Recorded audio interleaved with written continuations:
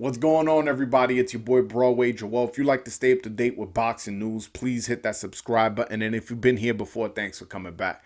So today we're going to be picking Fighter of the Year.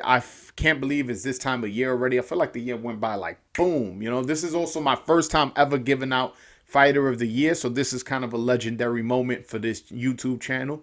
But nonetheless, let's go down to the list. So before I give you who the Fighter of the Year is, I'm going to give you some names of guys who have an argument that they could be Fighter of the Year. But at the end, I'll give you who's my Fighter of the Year.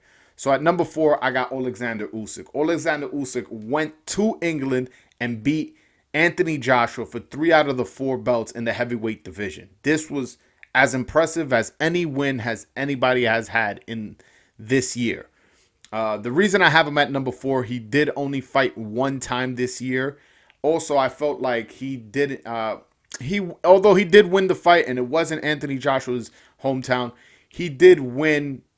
Based off what Anthony Joshua didn't do, as opposed to what he did. I don't never felt like, oh my God, Usyk is really taking Joshua to school, or wow, Usyk is really hurting him, guy, and he's so much stronger than Anthony Joshua. The whole time I was watching the fight, it was more so like, what is Anthony Joshua doing? Why doesn't he come forward? Why is he more active? Why is he trying to box?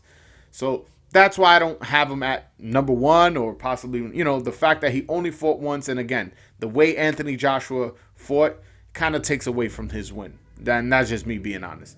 Number 3, I got Josh Taylor. Josh Taylor from Scotland went to Las Vegas, although that is not Jose Ramirez's hometown.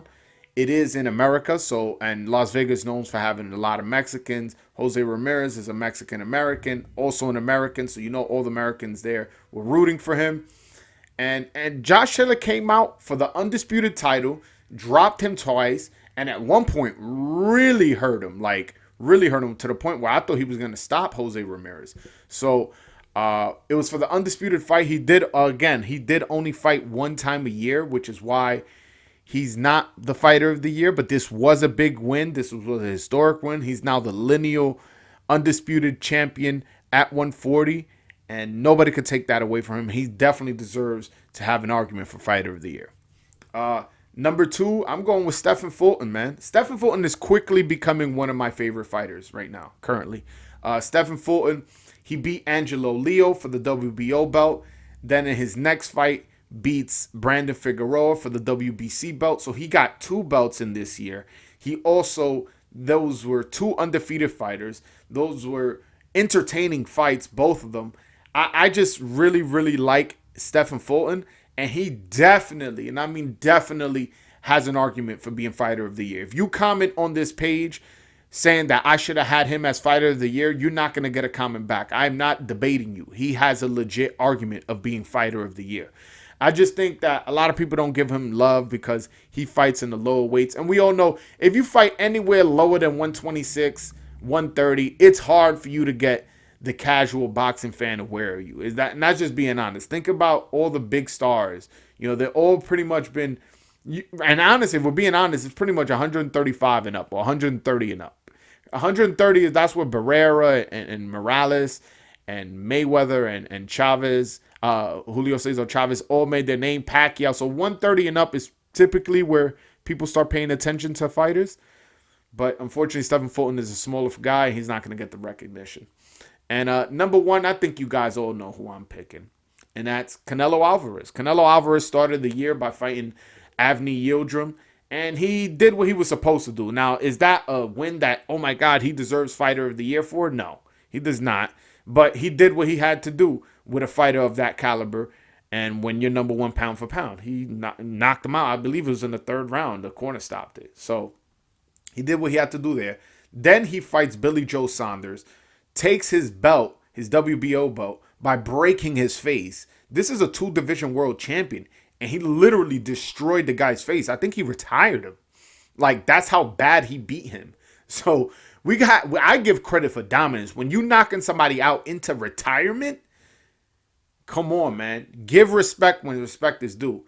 And then in his next fight is for the Undisputed title, and he gets a stoppage there in the 11th round in a fight that he was most likely winning. I didn't keep score because of as I was scoring the fight, I was tweeting between rounds. And I missed the left hook of a replay, and my boy was like, damn, you missed it, because I was tweeting every round I was scoring. I was like, you know what? I'm going to stop scoring. I'm going to just watch a fight. So I didn't get to score the fight, but it was a close fight.